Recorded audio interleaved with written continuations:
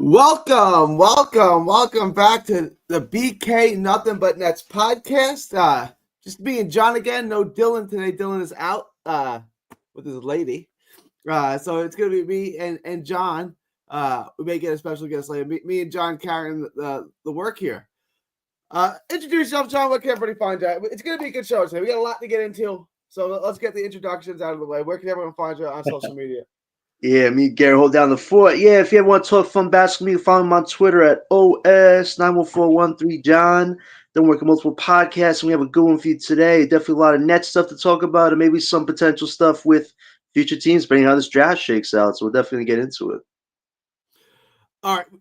We got a lot going on, like I said. First, Killian Hayes is gone. D'Lo is here. I want your thoughts on both things. But first, talk about Killian Hayes. I thought Killian Hayes played really well, better than I expected.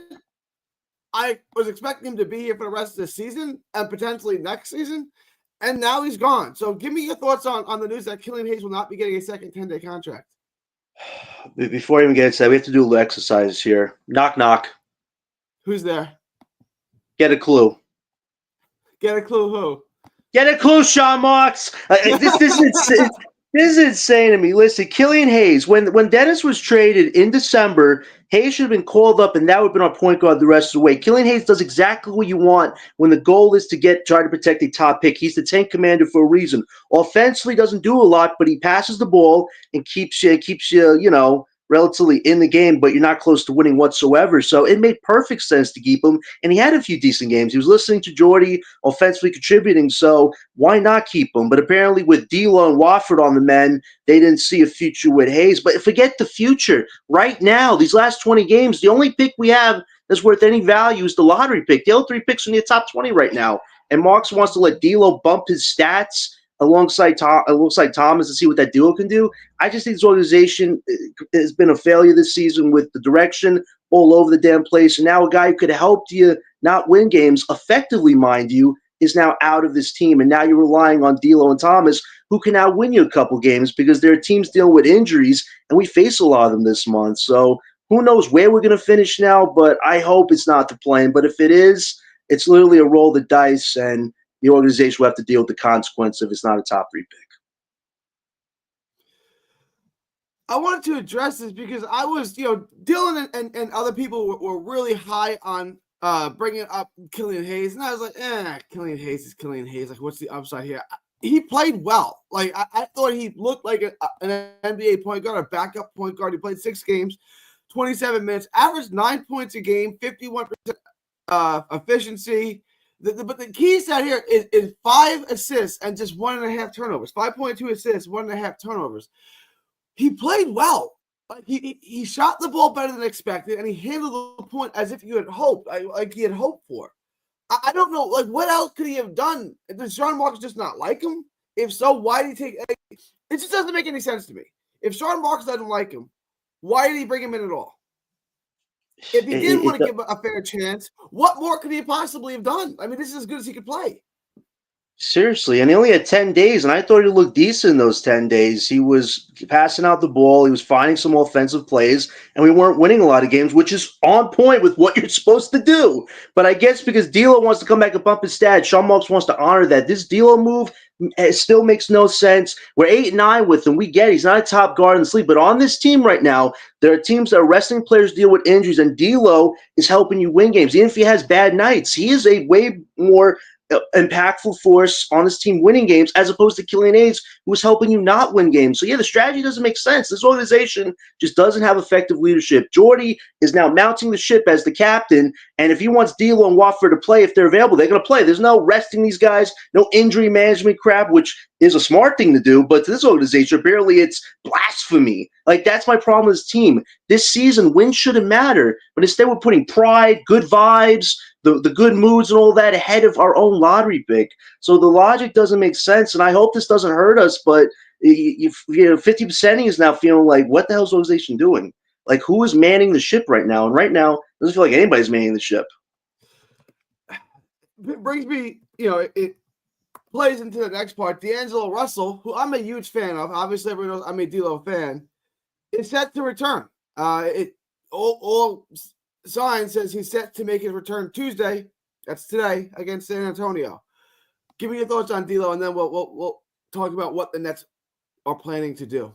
Yeah, listen, ever since D'Lo's come here, we understand the flaws with him. Defensively, it's easy to get by him, but offensively, he's shown you in the Spurs when he does contribute, he can pass out the ball well, he finds his shots, and we're 8-9 with him. And now you're facing Spurs. We faced the Hornets this week, and the Mavs just lost Kyrie. We faced them twice this month, and those look like winnable games. So just having D'Lo with Thomas, I said this to you a few months ago, that these guys together could put up around 40 or 50 points, and that might be enough to beat another team if they're resting their players or they don't have their best players. So if this is the way we're rolling the dice, we're closer now to a play-in just because D'Lo is back with Thomas. And I just don't think it makes sense. I'd rather Thomas get run with a Killian Hayes because Thomas will get his offense in, he'll get his bag, but we're not going to win these games that aren't helping us protect our pick.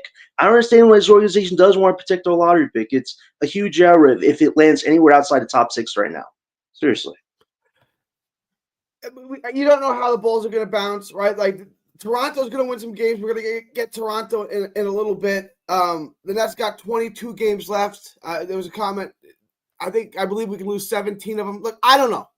I don't know what direction. I don't know how many games they're going to win. But I think it's fair to say, and it looks like I'm finally going to get to see the greatest backcourt God ever created, D'Lo and Cam Thomas. It looks like we're going to get that. It's just the second game. They played one game together. They started one game together. That was January 2nd, so it was over 2 months ago. Cam Thomas has been out for 3 months plus. D'Lo's missed some time. With 22 games left, there are a couple of games out. We're going to get into the tankathon standings in a little bit. Is it fair to say, John, for better or for worse, whether you agree or disagree, love it or hate it, that the Nets, with this move, show you that they're trying to get into the play-in? With cutting Killian Hayes and reactivating D'Lo and starting the greatest backcourt God ever created, does that show you, in no uncertain language, that the Nets are trying to make the play-in? It's what it feels like, and at the end of the day, Jordy has had all this autonomy from day one when he said he wasn't tanking, and Sean and Joe just kind of tied their hands and just not had anything to do with it. So if Jordy wants to win with whatever available, he's going to go out there and tell these guys to win. And you look at Philly; their schedule is brutal the next month and a half. They're done. They're ready to tank and just be behind us. And the Raptors, they have an easy schedule, but they could easily throw away some games as well. And if we're winning games, whatever games the Raptors win, it doesn't matter because we're winning games. And Bulls, they have a tough schedule as well. So there's a realistic possibility we could just be in that play-in by a few games just because D'Lo and Thomas offensively will probably gel and beat a lot of these teams. We're going to face a lot of teams that are dealing with injuries too. Like we faced the Mavs twice. If they don't have Davis or Kyrie, it's just Spencer Dinwiddie. Like D'Lo and Thomas can beat Spencer Dinwiddie, whoever's left of that team. So unfortunately, for better or worse, like you said, Gary, the organization rolled the dice like this, and we just have to live with the results now and hope this lottery pick is at least within top 10 at this point if we make the play-in. What if we make the play? John, I've thrown this out as a suggestion. We're going to get into the Bulls schedule. We're going to get into the Raptors schedule. We're going to take a look at this, right? But what if the Nets get into the playoffs? Like it's probably not going to happen. I would put the odds at plus 400 of it happening. But it's not out of the question. It's not ridiculous to suggest that they get into the play-in with D'Lo. Look at this lineup. Here's my point. And then we're going to look at what other teams are playing. The Nets are starting D'Lo, Cam Thomas, Cam Johnson, Claxton. When Clowney comes back, and you put Clowney in there, so you have a front court of Clowney, Claxton, and Cam Johnson. That's a play-in team, John. Like these other teams are benching everyone, they're sitting everyone, they're alternating guys. RJ Barrett calls in sick with the flu every day, right? Like they're clearly making every effort to tank. It looked like the Nets were doing this back in January, when they went on a 2-15 streak. To me, it's quite obvious that they're not doing that. They're looking to get in, and this move cements that. Like Killian Hayes was playing well. He was creating offense for others, but Killian Hayes isn't going to win you a bunch of NBA basketball games. Although he looked like a rotational player. He looked like a guy who belonged. D'Lo, as shown you, is a guy that's going to help you win games. And to me, this is like they're trying to win games. We got Breezy here, so I want to get Breezy's take on this too. Breezy, first, give me your initial thoughts on what your reaction to Killian Hayes not getting the second 10-day and D'Lo being reactivated? Killian Hayes, I thought he could have. It was a good way for the next draft class to see that we know how to develop a player. You know what I'm saying? I thought they could have exaggerated that by keeping him on contract, him being a high draft pick. I think he was like number 7. Um, who knows when we get the actual draft pick? You feel what I'm saying? What like where it's going to be 1 through 10. So with Killian Hayes being the number 7, basically, in the long story short, is showing that the next draft class what we could do as a player development coaching staff. So I thought Killian Hayes was a great example of that. To be honest, I had just peeked in and seen well do what Pete from the next fans and he was talking to the G League, and I caught a little piece where he was speaking on how player development is more important than winning in the G League. And I think that's what it is for the Brooklyn Nets. And again, the way I disagree with John, what I was saying in the chat, we did go through injury. You know what I'm saying? Cam Thomas was injured, Trendon Watford was injured. These are key pieces. Clowney was injured, and they was helping us win. Like, they were pieces that was helping us win. And again, with 22 games left, with only 22 wins, I just think it's exaggerated. Like, yeah, you make a good point, but still, I look at it for what it's worth. When we just talking numbers, it's still 22 wins. I mean, these other teams, they should be ashamed of themselves. The basketball gods and never bless them.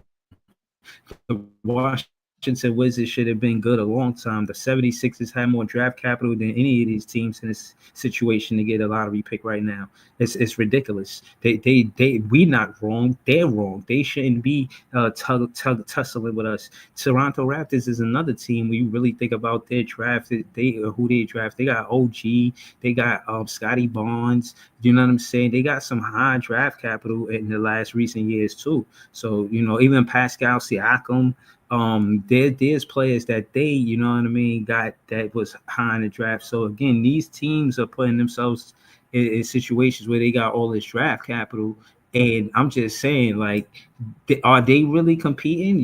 They got to respect the integrity of the basketball at the be. So I don't think the Brooklyn Nets are doing wrong by having only 22 wins. Some of these teams shouldn't even be under us. Like, they should be playing better because they have the draft capital to play and develop these players into stars or trade them, because that's what it looked like for the most part. But to answer your question, which I hope I did, you said what, LaMelo Ball? Did you ask me that?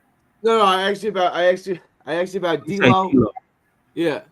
We're gonna get the ball in a bit. We're gonna get the ball in Zion in a bit. But I think D'Lo and Cam Thomas is dangerous, and I'll give you that, John. Like, they dangerous, bro. And you can't really play with them like that. You know what I mean? Let me ask you this, Breezy. Is this a sign, like a clear indication that Sean Marks and Jordy Fernandez, I'm still doing that, Jordy Fernandez and Sean Marks are gonna try to make the play-in? Like, is this like an all-in move? Like, we're going for the plan by bringing D'Lo back and cutting Killian Hayes?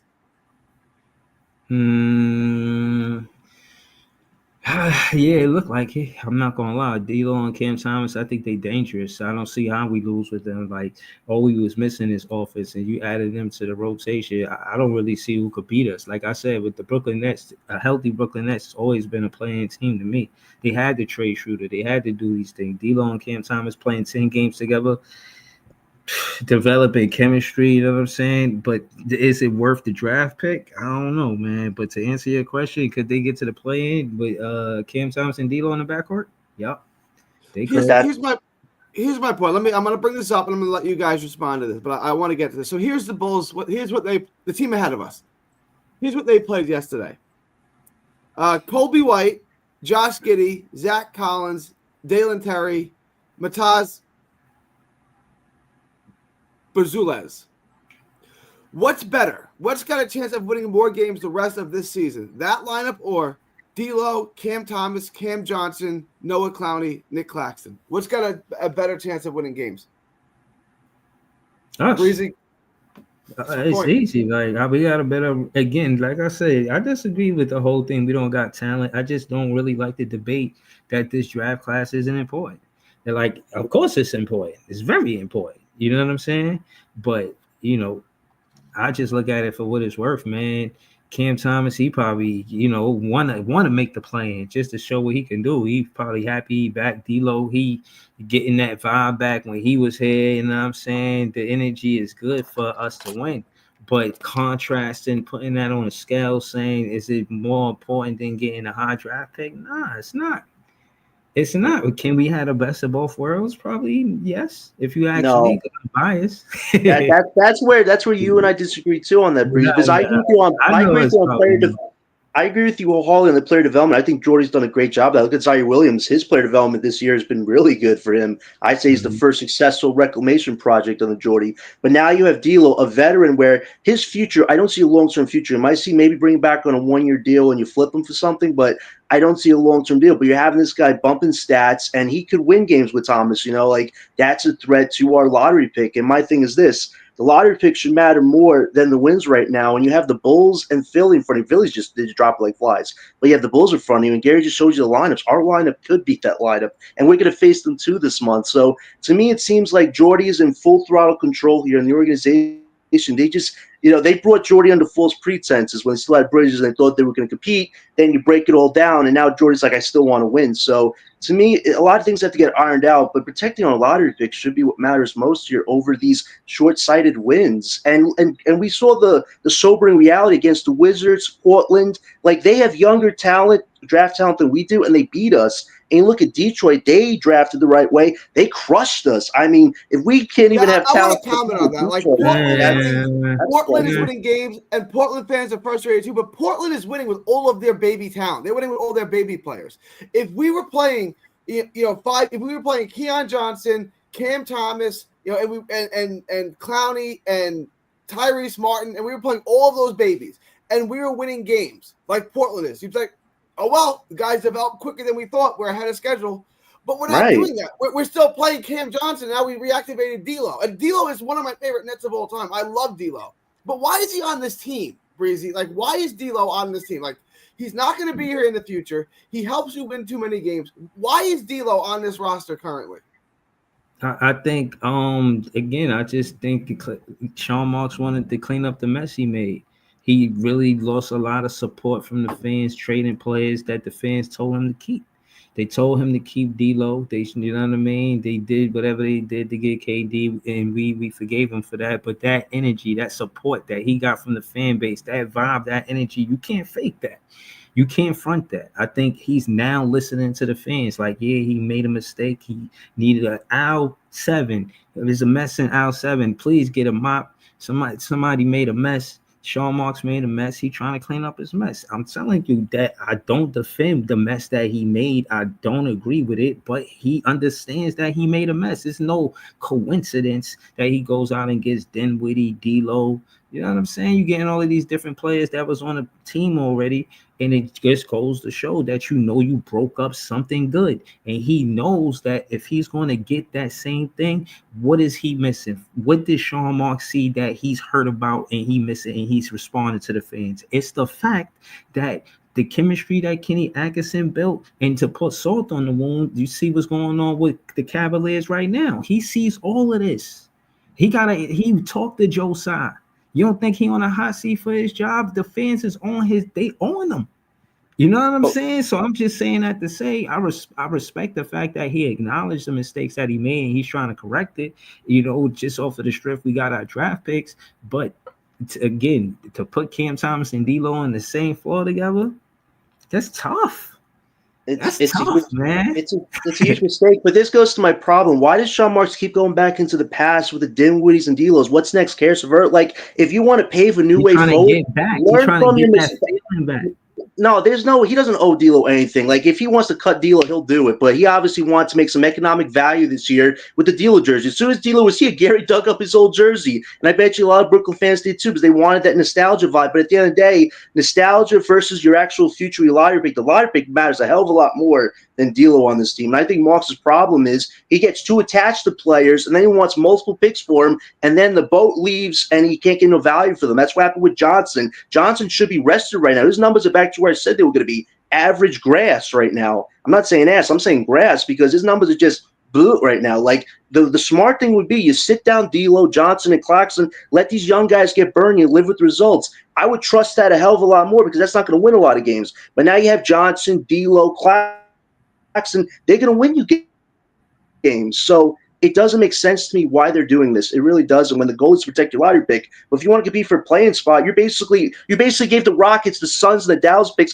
away for free. You gave them a free shot at title, and what do we get? The 9th pick. That's the mistake. That's a mess on aisle 1, 2, 3, 4, 5, 6, 7, 8, 9, and 10. Breezy. If we don't get a top pick in this draft, that's a problem. Listen, what I'm saying is, if we get Queen out of that pick, I ain't mad. I'm gonna be honest with you. I'm gonna keep it real with you. If we could get Queen with the 9th pick, I'm not mad. I'm not mad at Sean. I'm not mad at I don't think you're getting him at 9. I think that's wishful thinking. Maybe you could. I don't know. Like no. So what you think he gets drafted at then? 6 or 7. I would think 6 or 7. Yeah, 5, 6, 7. I'm not seeing 9. Yeah, maybe Malywalk, but I think Queen is 6 or 7. There are 10 players in this draft that I would like. So you think the Nets are going to get one of them? But like the point is, look, I like Trey Johnson. I like Fears. I like these guys. Do I like him as much as Ace Bailey? No. No. Like, I want Ace Bailey. I want Dylan Harper. That's like a fleeting illusion now. That's not going to happen. And like, let me ask you this, John, and Breezy too. The way that Marks has fired this, put everything else aside, put every bad trade, put DeAndre Bembry and Blake Griffin and the bench, all of that to the side just for a second. Just the way that he's managed this season, is this a fireable offense?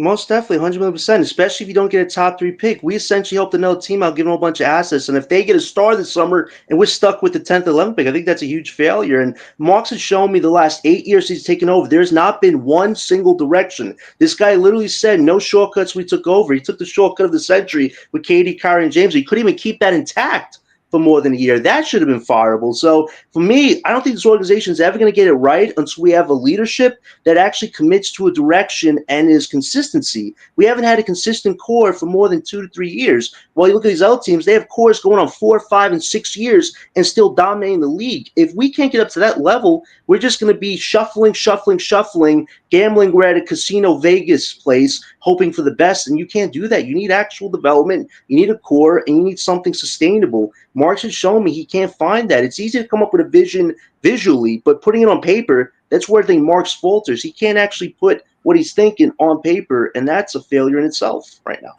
I want to address this comment from King Ribby. He says Cam and D'Lo on the floor is horrendous on defense. We don't call it Cam and D'Lo. What do we call it, John? The greatest backcourt God ever created. That's what we call it. We'll call it Cleo. That's the greatest backcourt God ever created. Breezy, just a same question to you though. Put everything else aside. Just the way that Marks has mismanaged this season, the tank. I don't even know what the draft capital. Just what he's done this year since the season started. Is this a fireable offense? The way that he's managed this season. This season, not trading Cam Johnson, winning these games, cutting Killian Hayes, reactivating D'Lo, being in no man's land where we're not picking in the top 3 and we're not in the playoffs. Just like everything he's done this year is just on this year alone. Is it enough to fire him? Nah. I think Josiah not tripping. I think that he has some in with the circumstances like, yo, you know, this is it. You know what I'm saying? We're gonna let you go through the whole year. And I think it's because that's how Josiah is. Say whatever you want about Josiah. Josiah's a loyal guy. You know what I'm saying? Josiah's a guy that looks past the this and that just for the greater good, because he picked Sean Marks. And Sean Marks, for whatever reason, got Josiah convinced. And all I'm saying is probably one of the things that happened was the swing and a miss. I don't think Josiah was mad at Sean Marks about the swing and a miss, because Sean Marks couldn't control the 19 type of thing. You know what I mean? He couldn't control that, and that was part of the reason. And again, like you said, just only this season, I think just Josiah looking at what he did, he like, yo, we still got the draft picks. You ain't trade the draft picks. You know what I'm saying? Like, since you ain't trade the draft picks, that means we still got our own draft picks. And we got 22 wins. I mean, I don't know how many games y'all think we're going to win. It's 22 left. What are we going to win? 44 games? We're going to get 22 wins out of 22? No. We going to win 20? No. We going to win 10? No. I don't think we win these games. I think we win. I think we bottom out like around 30. I think we get 30 wins, and That's I what we don't had think 30 last year. wins is good. Last year we had 32 last year. Is that what Yes. we went last year? So we went all in last year, made trades at the deadline to try to get into the play and try to get that 10 spot, and won 32 games. This year, we sat everybody. I don't even know what they did this year. They traded players, and they're still going to get to the same amount of wins. That's my point. What was the like? Here's my point, Breezy. What was the goal this year? Was it to try to get into the play-in? Because then you failed miserably because you sat guys for no reason. Was it to tank? Because then you failed at that too because you're playing guys and you're starting D'Lo and cut Killian Hayes. Killian Hayes, I don't know what Killian Hayes is, but maybe he has a future here. D'Lo's 29 years old. He doesn't have a future here, right? So what was the goal this year? Was it to try to get into the play-in because you failed at that? Was it to try to tank because you also failed at that? I think the goal was player development, and Jordy Fernandez excelled in it more than he was supposed to. That's how I feel. Like, that's the game plan. The game plan is like, okay, it's not about wins, it's about player development. The team is like, yeah, all right. Noah Clowney came out knocking down 4 for 10 from the 3-point line. They was letting him let it fly. And he was knocking it down, and they was trying to double Cam Thomas, and they was beating the double team because of it. That's not Jordy. That's Jordy Fernandez just being a coach. That's not his fault that he develop a way to beat other teams with quote unquote no talent, with quote unquote the least talent in the league. No, Jordy Fernandez is a damn good coach. And again, I agree with you. So, look, there's a silver lining to this. Jordy Fernandez is the coach of the future. I think we're all on board with that. Jordy's a great coach. So far, so good, right? And Ben Simmons is gone. Good. Okay. That's the silver linings in the season. But I'm saying the way that Jordy Fernandez has done his job. I would give Jordy Fernandez an A or an A- on his report card. I'm saying, how do you not, since the season started, how do you not give Sean Marks an F? I don't mean like a D or a C, like an F. How do you not give him an F, Breezy? Just because the thing is, if you focus on player development and then you know there's wins, losses, they knew Cam Thomas next to Schroeder was too crazy. And then when Cam Thomas came back, they're like, yo, Cam Thomas played next to anybody, we could win. Bro, anybody. So what happened? Cam Thomas, and it's all alleged. I'm not saying, you know what I mean? He wasn't injured. I'm not saying that. You know, he was out from January 2nd, just shy of March. He played his first game back like February something. He's basically he played 2 games. Yeah, he's been out since November. Right. So I'm saying they took him out of the lineup. And again, from then till now, will we have 22 wins if Cam Thomas was playing with all in that rotation the entire time? Y'all know it's not true. We'd at least had 6 more wins or whatnot. So they, you know what I mean? They happened the way it happened. And again, I'm saying that to say, with the CBA, it's only so much you could have a player out for a certain injury. They not stupid. You know what I'm saying? You gotta play them at some time. Like for instance, Kyrie Irving getting hurt the other day. That shit, he out. There ain't no fake injury, and I ain't saying Cam Thomas' injury is fake. I'm just saying they vamp him up as much as they can. He come back 90%, they like, nah, we need you at 95%. Come back 95%, they say, nah, we need you at 100%. You can only do so much of that with the CBA, bro. This whole thing with Chicago having that lineup, bro. I mean, listen, I don't know how they could do that shit, bro. You know what I'm saying? But they did trade DeMar DeRozan and Zach LaVine. So I give them the credit for that. They traded Zach LaVine and DeMar DeRozan. That's good franchise. That's a good franchise move. I can't knock that. That was good.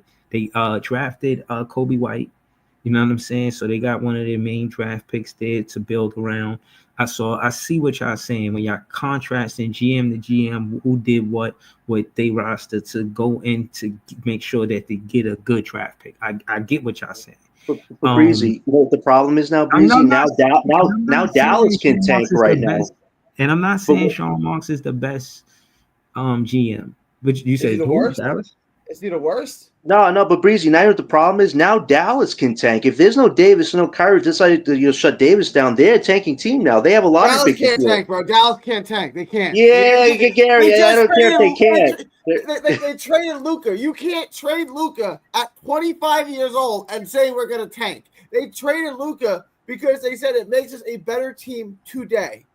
You can't They then screwed tank. that. I got to the Can I? championship last year with Luca, and now I'm better, but I'm also tanking. You, like John, you can't. They I can't. know, but Gary, what do they got left? They got Spencer Dinwiddie and Klay Thompson. What is that? What is that going to do? That's my whole thing here. You got Dallas, Pelicans, and 76ers. Those three teams were not supposed to be in the lie this year. Now they are, and now we could potentially be in the play-in and make those teams odds better when I'm supposed to be in the first place. Like, if Listen, any one of those three teams gets to the top four and we get asked out, Breezy, that's to Gary's point. Sean Marks is a failure because he allowed that to happen. He allowed Jordy to take control of the team, run how he is. I mean, that's Breezy, we not had a wrong. winning record in February without Cam Thomas, with Keon Johnson, with Wofford, with all these other guys. And that's crazy to me because you could have rested some of those vets. You could have let the Johnsons, Achilles Hayes get all the run possible. You probably wouldn't have won a lot of games in February. But instead, you let Jordy, let the veterans run. D'Lo was playing decent, and they were winning 8 out of 9 of those games, and they finished winning record. That to me is crazy when the Raptors have better talent than we do,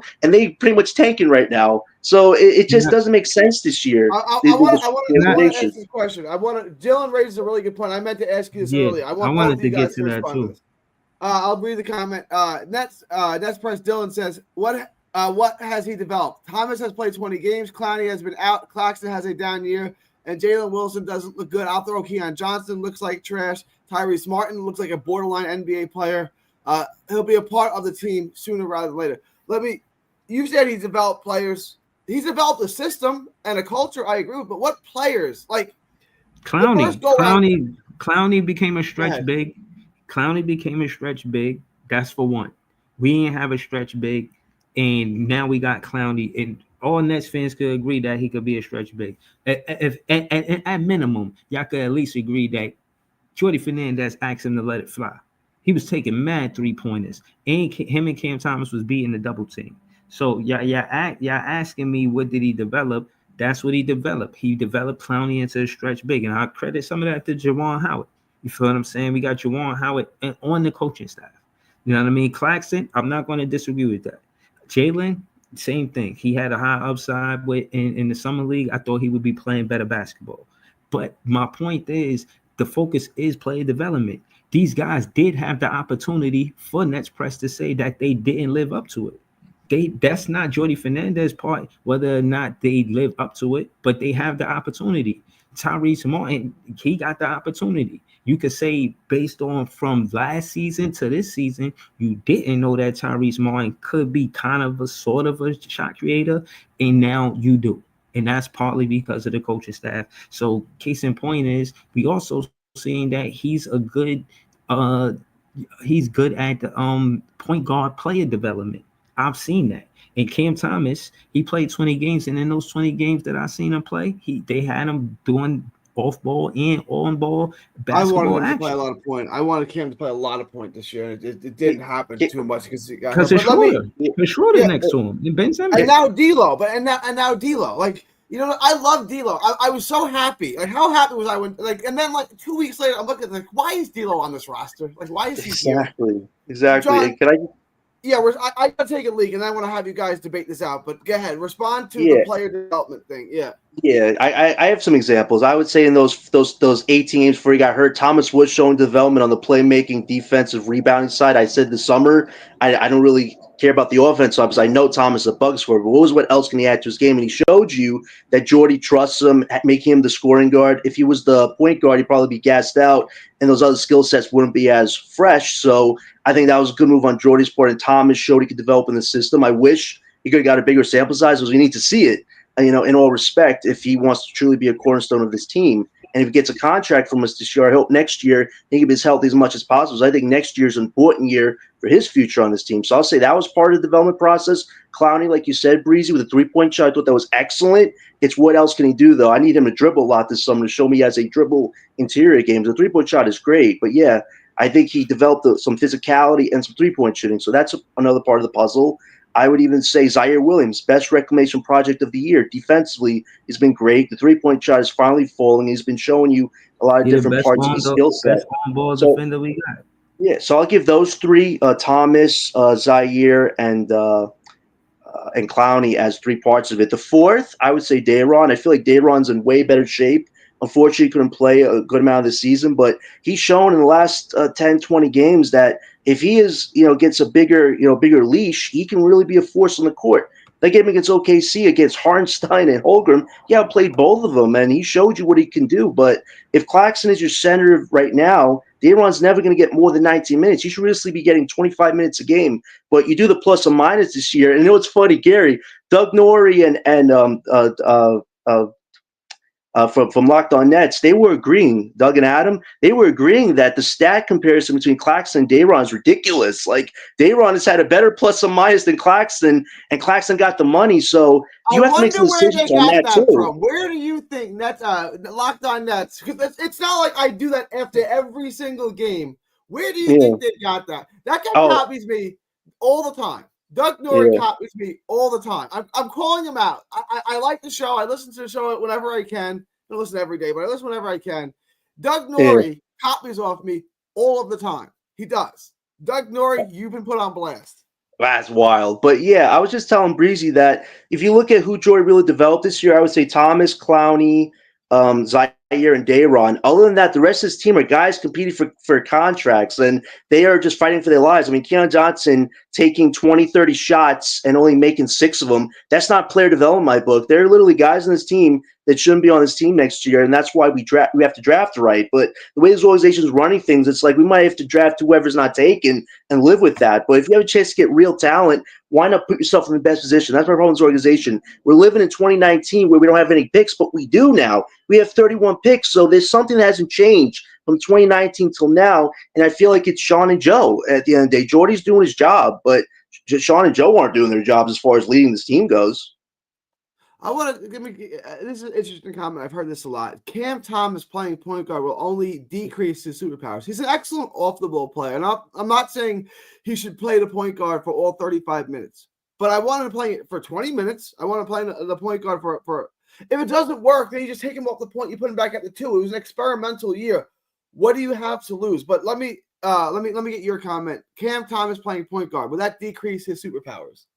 Yeah, I think it does, because Thomas showed you in a little sample size the year before that he has a bit of playmaking, but he was very gassed out on the defensive side, and a lot of teams were picking on him. So I think him being the 2 this year has kept his legs fresher. The defensive energy has been much more better. So I think him as a 2 right now is better long term for his career, because a lot of teams still don't know if he's a starter or a bench guy. At least he's showing you at the 2, the defense, the rebounding can get better. So I think it's good that he's a 2 right now. But like you said, Gary, if he wants a future on this team, he should be able to show his playmaking abilities. But Jordy seems content with him as the 2, and I think that's where he's going to stay right now. And especially if we draft a Dylan Harper or Trey Johnson, I don't see Thomas getting any run at the point. So I agree. I think his skill set is more balanced. Harper, obviously, if you draft Dylan Harper, that's your point guard for the future. But Trey Johnson, Trey Johnson can handle the ball, but he's not really a playmaker. He's not really a distributor, right? He can bring the ball up and beat a press. He can do that, but he's not really going to play make. He's not really going to create offense for others. So if you got Trey Johnson, why couldn't you play Cam at the point? It's at Jordy's discretion, and I guess you'd probably see you probably experiment in the summer training camp, see who does it better, and if he feels Trey Johnson does a better job, he'll keep Thompson. That's why I wouldn't draft Trey Johnson. I think him and Thomas, their skill sets overlap, and we kind of need balance right now. Our whole roster is very imbalanced, very one-dimensional, so that's why I would try to draft above Trey Johnson. But if we're forced to get Trey Johnson, I think that's an interesting conversation. Who would run point? Who would be scoring guard? And I think Trey Johnson's a combo, whereas with Thomas, it seems Jordy just wants him at the 2 right now. So that's why I think Trey could have an inside track on that from my perspective. But that could change if they battle out and one's better than the other. Mark, Dylan just wrote, Mark, so you just admitted it's not guaranteed to be the Suns' pick. Congrats on being an idiot. We have to have Mark and Dylan. When Dylan's back, Mark, I'm inviting you on. We're going to have an all-out 12-round rumble between you and Dylan. Look, I don't understand. We read it together on air a few shows ago. The pick swap scenario. I don't understand it. I didn't bring my legal team with me. It read like legal jargon. It's like, what am I reading? It read like in terms of service. I'm like, I don't know, man. Like, I'm not smart enough, I guess. I don't know. I don't understand the pick swap. So you guys can come on here. You guys can slug it out. Dylan should be back next week. Mark, I want to invite you on, and you and Dylan. I will shut up. John, I don't know if you have any thoughts on this, but I'll just bring the popcorn and my I'll bring amusement. the popcorn, and I'll let you two stand toe to toe in the center of the ring and slug this out. I don't know who was right. I really like. I don't know. I read it. I'm like, this doesn't even. This sounds like legal jargon. I don't know. I need a lawyer. I need my team to come read this. Yeah. Well,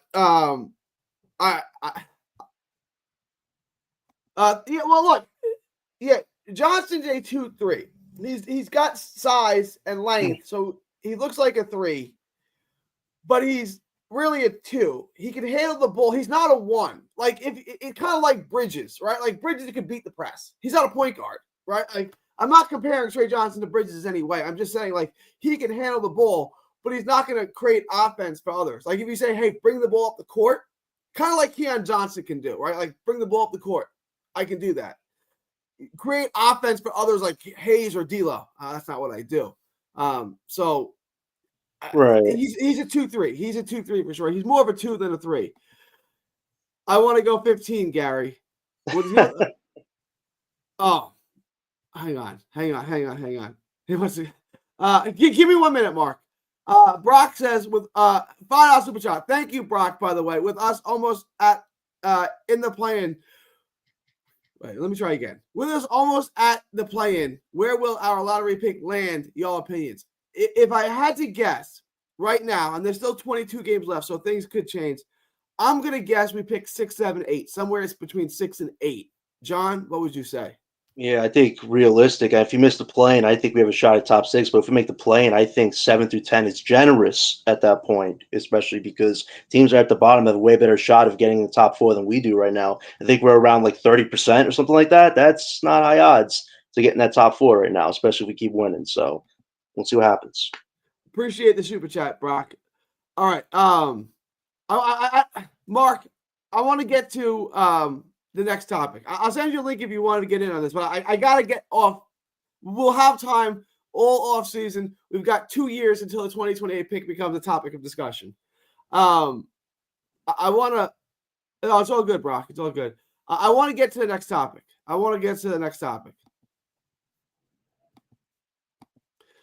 LaMelo Ball is a name to watch on the trade market on this summer. There's 2 other names, Zion Williamson and RJ Barrett. I want to go through these one at a time with you. Mark, if you want it, I'll send you the link. But I want to go through one at a time. LaMelo Ball is obviously a tremendous talent. He's obviously shooting too many threes this year. He's an all-star caliber player. I think a franchise-type player, but he's hurt all the time. Following the Luka trade, NBA executives around the league have expanded their horizon on which potential stars could be next to change teams. The availability of Hornets guard LaMelo Ball is one of the stars. Several executives who spoke with Hoops Hype will be monitoring on the trade market this summer.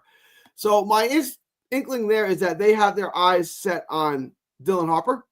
If they get to pick 2 or 3 and they get Dylan Harper, Ball becomes available. Is that your take on this too, John? Yeah, I think even if they get in top 3, one or the other, I think you have to make a decision at that point. Because Brandon Miller is kind of like that backup if things with LaMelo don't work out. And it's ironic that Zion and LaMelo could both be available this summer, but they both have similar leg issues. One has ankle issues, the other has hamstring injuries. I'll ask this to the comment section: what's more fixable, bad ankles or bad hamstrings? You could debate amongst yourself about that. But let's start with LaMelo. I think LaMelo has shown you what he has over guys like Zion right now is marketability. He's very popular among the young fan base. He showed that in the All-Star vote. He didn't get in, but he really rose up in that. And the only thing that's stopping him is his ankles. And I call him twiggles. He's got twigs for ankles. And unless he can figure out a way, maybe a better shoe or something like that to solve that, that's the only thing holding him back. I think his offensive numbers are decent. His assists and rebounding numbers are pretty good for what he can do. So if they move off him and we don't get a Dylan Harper or a Trey Johnson or a Jeremiah Fears or a top point guard in this draft, I could see LaMelo be a pivot if we don't get a point guard in the future, because LaMelo could be that guy. He could be a secondary star on this team. And I think for us, marketability would be a big selling point for us. I think LaMelo could provide that aspect of what he could bring, and he could handle the 1. So maybe you could experiment with him and Thomas and see what that can build. And I don't think it's going to build anything any more than maybe a play-in situation, but it's a building block piece. So I would be open to it, but LaMelo needs to right those ankles, man, because that's the huge thing keeping him back is his availability. But other than that, he's got some positive things this organization could use to build the market value up more for Brooklyn, for sure. Let me ask this question. We talked about Zion, right? We've talked about him in depth because that's the guy that I want. What would the asking price be for LaMelo Ball? LaMelo Ball is younger. He's a tremendous talent. He's obviously been injured a ton. Someone said he makes Zion look like Iron Man. What would fair market value be for him? I would say around 3 first-round draft picks because he arguably is the best player on that Hornets team, and their winning numbers have been very bad last few years. But he's been that one presence where they've had the most success. I missed what you said. I would say around 3 first-round draft picks. I think in fairness, I don't think it's going to be 4 or 5, but 3, maybe 2 unprotected and protected and a prospect, somebody that could be a part of the Hornets' future. I think that would kind of be what the Hornets would ask for. I think that's a fair price because LaMelo's been probably their best player during their tough stretch of years. And I think that's a fair contract.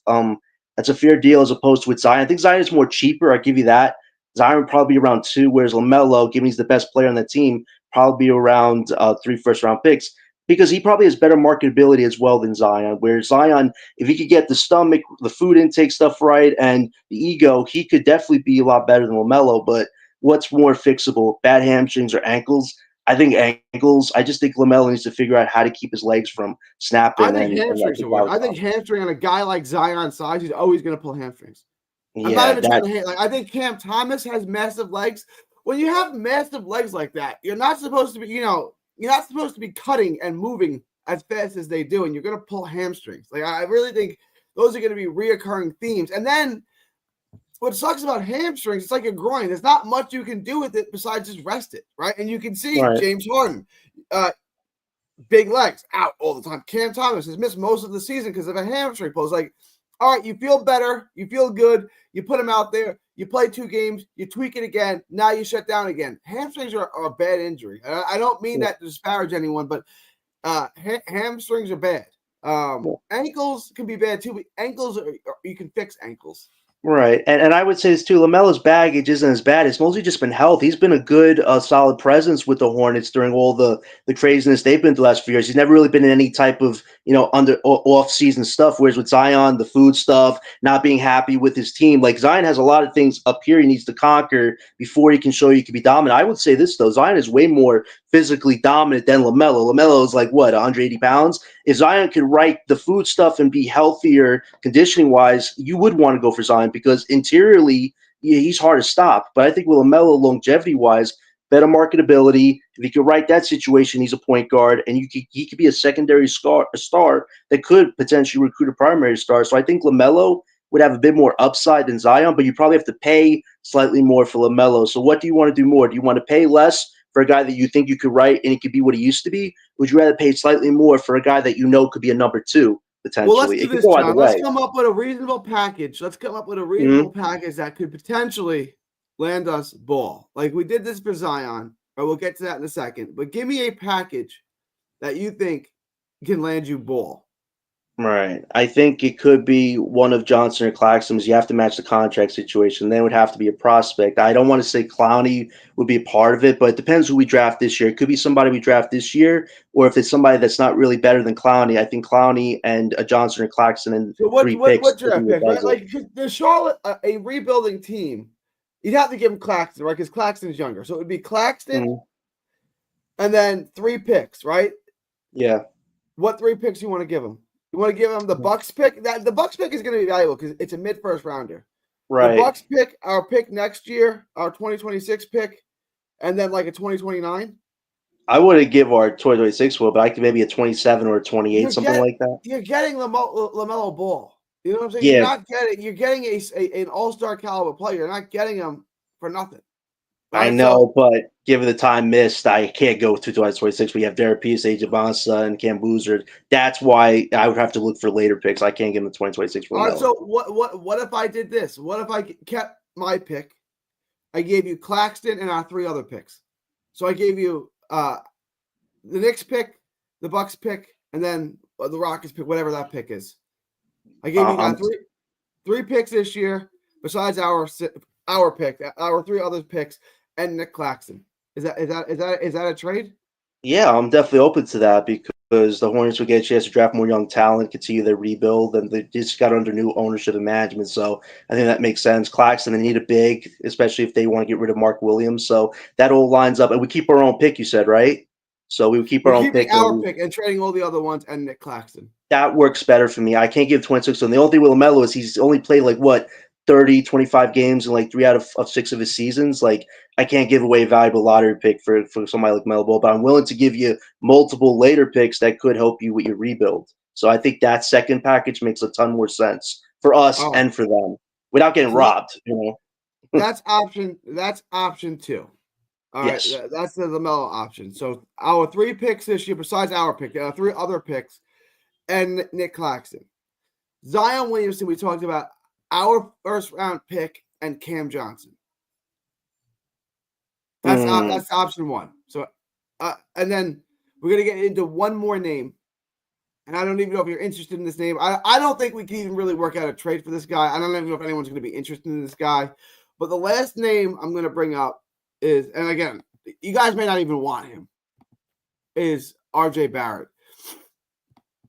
RJ Barrett looks like he's going to become available based on conversations before the deadline. Barrett could be a trade candidate to monitor this summer. Barrett was discussed in trade talks for Ingram with New Orleans, but the Pelicans preferred the expiring contracts of Brown and Stretch 5 Linux, who owed $13.5 million next season. League sources told Hoop Hype. So, 2-part question. Would you be interested in RJ Barrett? If so, give me a reasonable trade package. Yeah, I wouldn't be too on the RJ Barrett train just because I've seen what he's done with the Knicks and with the Raptors. I think the Raptors are smart to give him that contract because now if they get a high lottery pick to pair with Scotty Barnes, it makes the Quickleys and the Barretts expendable to get other pieces. So I feel like RJ Barrett's window is like a 3rd star right now. So for us, it doesn't make sense to get that 3rd star, especially when we don't have a primary or secondary right now. So I would let another team take that gamble and see if he could fit in their system. I just don't see Barrett fitting our system right now. I kind of agree because look, it's not. I hate RJ. I think he's a quality player. He still doesn't really have a right hand. He still can't finish with his right hand, but he's a good player. And I'd rather go spend that money at $27 million a year on Kuminga. I also don't think we have what if we're gonna trade him, we're gonna have to trade Claxton. Because then we still have Cam Johnson. I don't think we have anything that even makes sense to. I'm not giving you a bunch of first rounders for RJ Barrett. I'm not trading a bunch of draft capital for RJ. I just don't value him like that. I think he's a good player, but I'm not giving you the same hole I'm giving up for Bull or Zion to get RJ Barrett. So now I'm going to give you players. Yeah, Cam Johnson. RJ is such a better player than Cam Johnson. Why would they even consider that, right? So that's out. So now I'm going to give you Claxton. I'm going to give you a big. Okay, that's not enough, and it's a bad contract. The contracts are going to – but now you need to give me draft capital.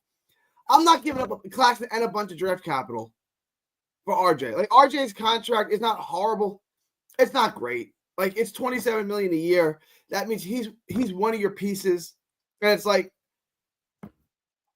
not really that – Look, if there's a reasonable trade that could be worked out, I'd be okay with trading for Barrett. I just can't think of a trade that works for us.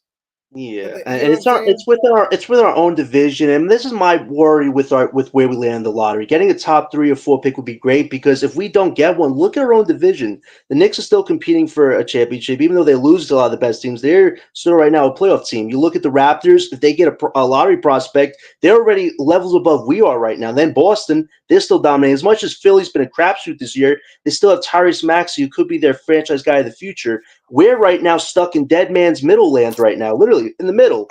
So if we don't get a top lottery pick, if we can't beat our own division, how are we ever going to be a serious team? So yeah, we can't do business with our own division. It wouldn't make any sense right there. But this is why we need to hit higher in this draft. We have to be able to compete with our own division. And I don't think Marks and Joe are realizing that. Our own division is way better than we are right now. And that's got to change as well. So hopefully it works out for us. But yeah, I wouldn't do any business with the Raptors with RJ Barrett. But I think a team definitely will take a chance on him because he's only 27. He Yeah, could no, be a he's third good. star. Yeah. I just don't see. I don't see how it works for us. I don't see anything that I don't see a potential trade between the two of us. Now, Yeah. of those three players, Ball, Zion, and Barrett, I guess we can cross Barrett off the list. So between Yeah. Ball and Zion, what trade would you prefer? I'd prefer the Zion trade, Cam Johnson and our first round pick over the Ball trade. But what says you? Yeah, if the lottery pick is around 9 or 10 and we get a common Maluak, given the Pelicans need a center, I would do the thing for Zion because we're only giving like maybe 2 picks or something. We still have our 2026 pick. So I'll be willing to do that because it's a cheaper deal. But if we think about marketability and a point guard is a huge area need. And LaMelo's showing you if he's healthy, he can handle that position. I would lean a little bit more towards LaMelo. But if we can get Zion on the cheap and our draft pick is nowhere near top 6, I would go with the Zion thing first. But if we get a top 6 pick, I would do the LaMelo thing because I think LaMelo could fit in our system and he has less baggage than Zion does right now. So I'm 50-50, but I could see us going either way based off what is more gettable for us, depending on who we draft. I would say the draft this year will dictate what happens with Zion and LaMelo. So we really have to see how this draft goes before we start making those moves. All right. The last thing I wanna look at is obviously the standings. There's 22 games left, I think. I showed you what the Bulls are doing. The Bulls are tanking. I want to look at what's left of the season and kind of make an assessment from there and just preview the last quarter or whatever of the season. So right now on the Tankathon standings, the Nets are sitting in the 6th spot. They're also, 2.5 games out of the play-in. Yeah. I showed you what Chicago was doing, although they were winning games for a while. That kind of stopped. Let's take a look at Chicago's schedule. Let's see what they got. Let's see how realistic this is. I want to look at their next couple of games.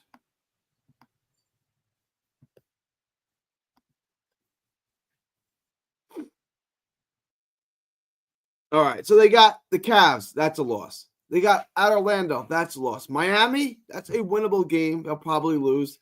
Pacers. That's a loss. And then the Nets. That game is going to be crucial, right? Because we're going to win a game or two, and they're going to lose most of those games, and then we play them on March 13th. That game is going to be crucial, is it not? Like, if we win that game, there's a good chance we're going to be looking at the play-in, right? Yeah, if we win that game, they probably are in the play-in. And the 76ers, Maxey hurt his back last night, so he's not playing. They're out of it. And the Bulls, we just saw what their lineup looks like. They don't want to win. But I even said the only way this Operation Damage Control works is if you hang them out to dry. But if D'Lo's coming back, Clowney's coming back, you're probably going to win more games than the Bulls right now. And unfortunately, if we're in the play-in, our pick could go from 1 to 15. It literally could. And I think that's the most dangerous position to be in. If we're in the most dangerous position by the time the season ends, May 12th will tell us if Sean and Joe should still be in charge of this team, depending on who we draft. So if that's what happens, get your popcorn ready for May 12th because it's going to be quite a show, depending on how we finish out the season. But right now, Gary, it's looking like we could be playing bound if we win some of these games during this next week, especially if we beat the Bulls. I agree with you. I mean, so that's their next 1, 2, 3, 4, 5 games. And we agree 0-1, 0-2. Most likely they're going to go these 5 games 1-4 is what you would say. Yeah. Okay. Now let's look at what we got. And then I want to look at the Raptors because the Raptors have really nothing. And the Raptors may actually win a bunch of games. It's going to depend on how they tank. Right. Brooklyn, that schedule.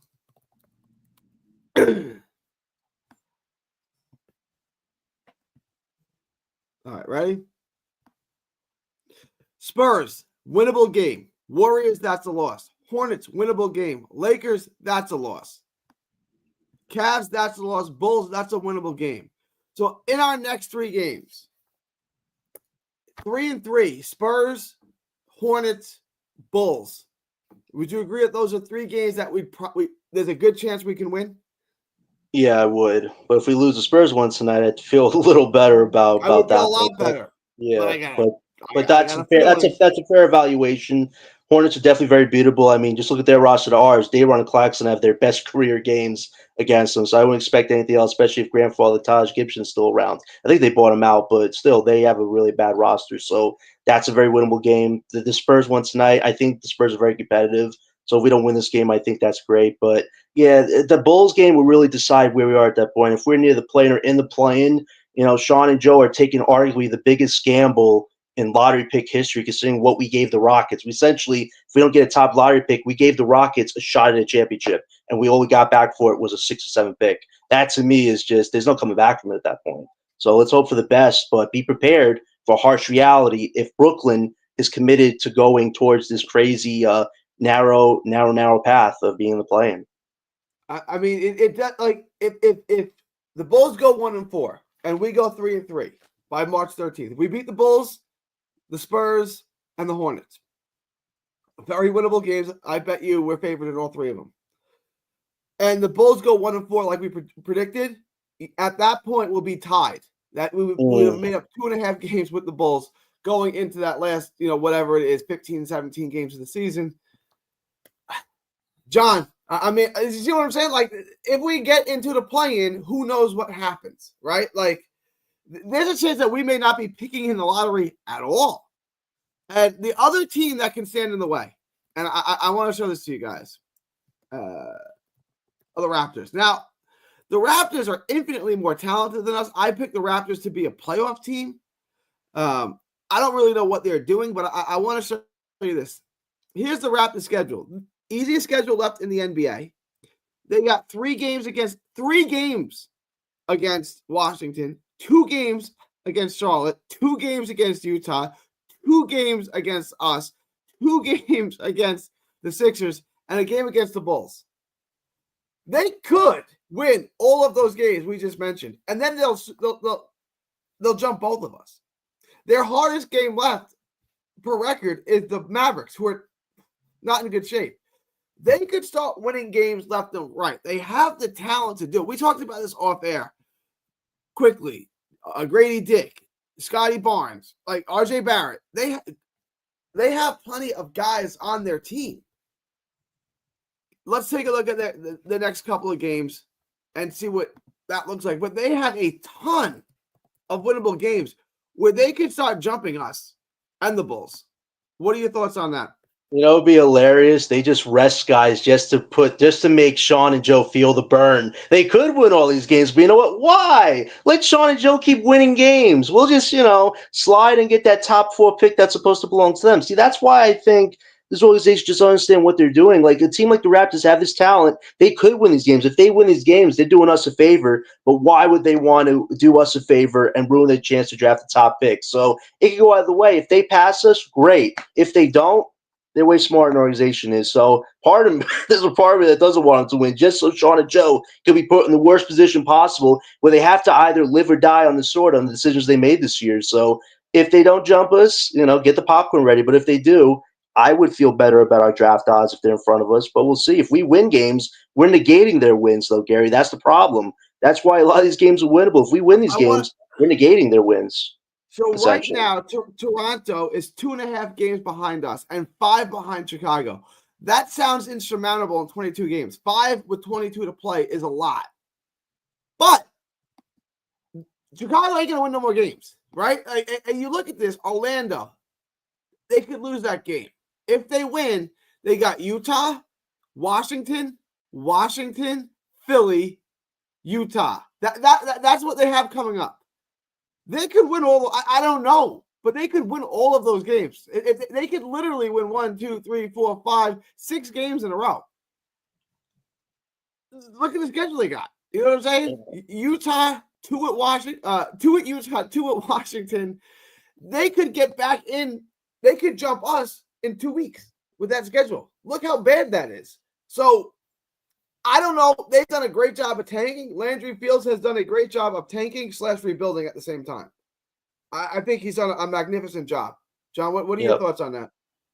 Listen, the Raptors they're so strategic. They had their franchise. Their roster's pretty good. Yeah. Right, but this is the difference. The organization, even Jakob Poeltl said in preseason, we don't care about wins or losses. This is a development season with the talent that they have. So they were locked in from the jump on what the goals were. Whereas with Sean and Jordy, it seems like they're both on completely different islands, completely different planets. And this is what you get. Questionable decision after questionable decisions. So if these guys aren't in lockstep, screw next year's draft. If we're in the play-in next year, forget about the AJ DeBanza, Darren Peterson fantasies. We ain't gonna have a shot at those guys. This is why whatever BS is going on right now needs to be fixed and addressed, because we can't go into next season trying to be a middle team. It's not going to work. Like we're on such a haywire. We don't have to be on a haywire. So yeah, the Raptors have done this very very strategically.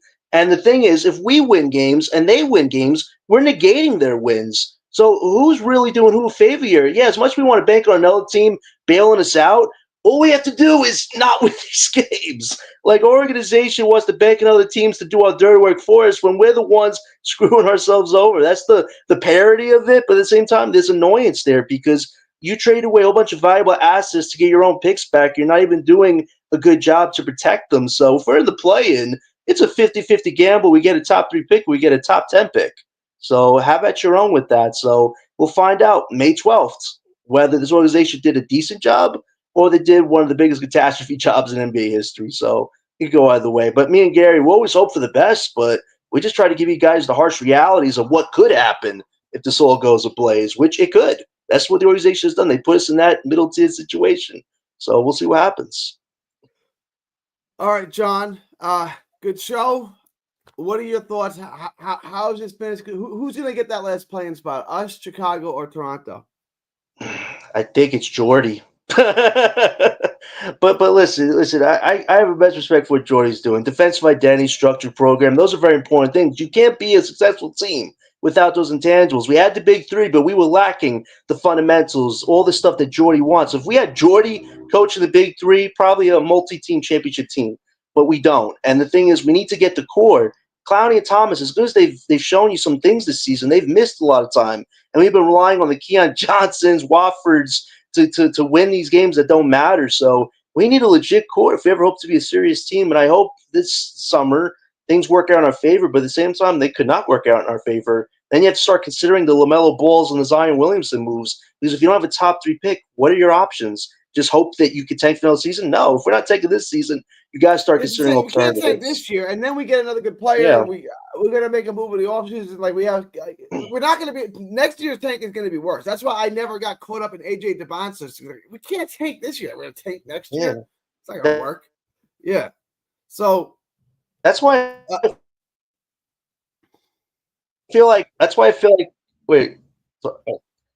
Yeah, this is why I feel like our team is like a boomerang. No matter how hard you throw it, it always comes back, and the same mistakes keep coming back at our heads. Like this organization, if they don't change the crap that they're doing, we're going to be a revolving middle-tier team that doesn't amount to much, and that needs to change. So these 22 games will tell us a lot. We can't tank. We can't rebuild through the draft. The Knicks couldn't draft. That's why they couldn't rebuild through the draft. We can't tank, so we can't rebuild through the draft. Just go get Zion. Go get Zion, and then we get some decent picks, mid first round picks, our pick, the Bucks pick. Hopefully they work out and you got some nice pieces. But this idea that we're gonna get DeBanza or Ace Bailey, it's like we don't Sean Marks isn't capable of doing that. Like I'm not, it is what it is. Like I'm not being negative. Sean Marks obviously can't tank. Look at what Toronto has done with the talent they have. They're 3 games ahead of us. Look at their roster. They, on paper, they should win 15 more games than us. 15. Like, it's not even close. And, like, they're tanking better than we are. So, I have no confidence in Sean Marks. But, John, we got the game today. What time do you want to go live tomorrow? Let's do 12:35 again. We can do 12:35. Yeah. All right, so we'll be back same time tomorrow, guys. John, any closing thoughts? You want to close us out? Yeah, great show, Gary. Always crushing it. But yeah, listen, at the end of the day, you just look at the Raptors, organization, players, GM, they are all in lock sync with each other, which was to get a top pick, and they have talent. But they're like, we're not winning this season, so let's throw winning away, and let's get a top pick and actually have longevity. That's what our team should be doing. We have way lesser talent, but we're relying on the coach to be the GM, the boss, the coach, all of this, and he has a ragtag junkyard squad that is surpassing expectations.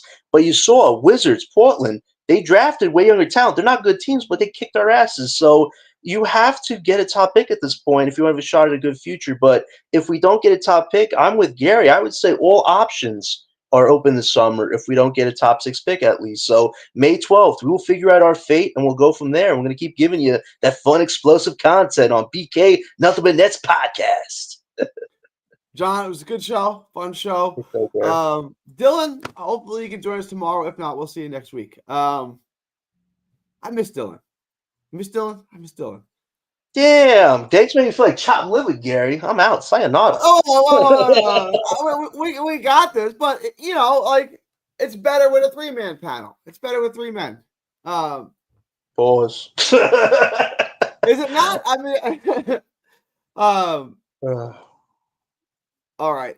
We'll be back tomorrow, 12:35. Me and John will be here for sure. Hopefully, we get Dylan too. That's it, guys. It's February. It's March 4th, 2025, from Texas to the world. Did you do your taxes yet? I gotta finish my taxes. I got them about 90% done. I gotta finish my taxes. Did you do your taxes yet? No comment. All right, I gotta sort that out. March 4th, 2025, from Texas to the world. Thank you, and God bless. Peace.